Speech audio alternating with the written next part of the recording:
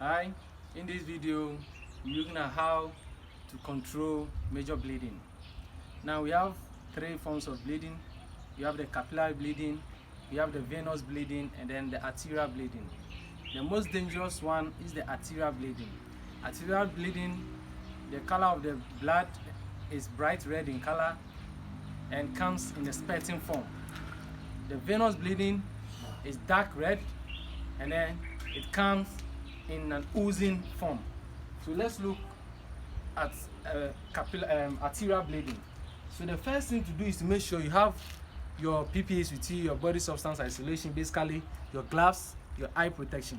Because if it's a spurting blood, you need to make sure the blood might even spurt into your eyes. So you need to protect your eyes. You need to isolate your body from the patient's blood and other body fluids.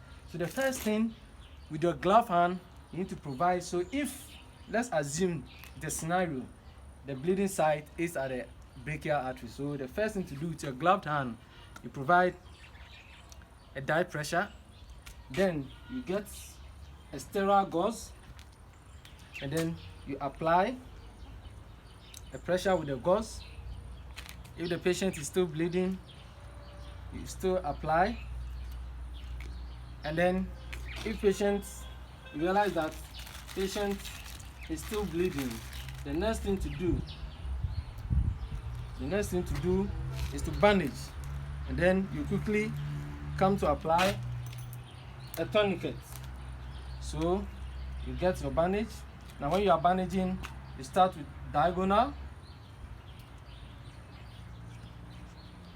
another diagonal, and then you begin again.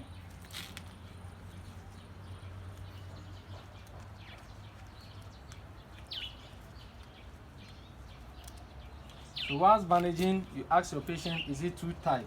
Because the rule behind bandaging is that you need to bandage it firmly but not tightly. Now, if you realize that patient is still bleeding, then you need to apply a tourniquet. So you need to improvise a tourniquet. So you can use your triangular bandage. Then the first thing to do, you are going to apply the tourniquet proximal to the injured side. So it should be above the injured side. So about 2 inches away this way, and then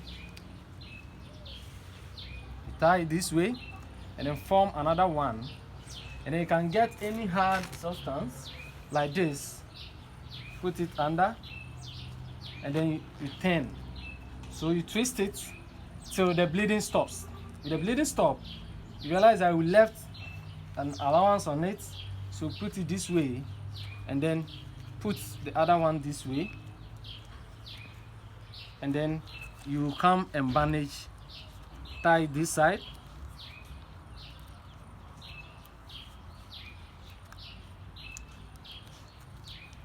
when you are done, note the time you apply the tourniquet, and then do not remove the tourniquet until you get to the hospital. Thank you very much once again.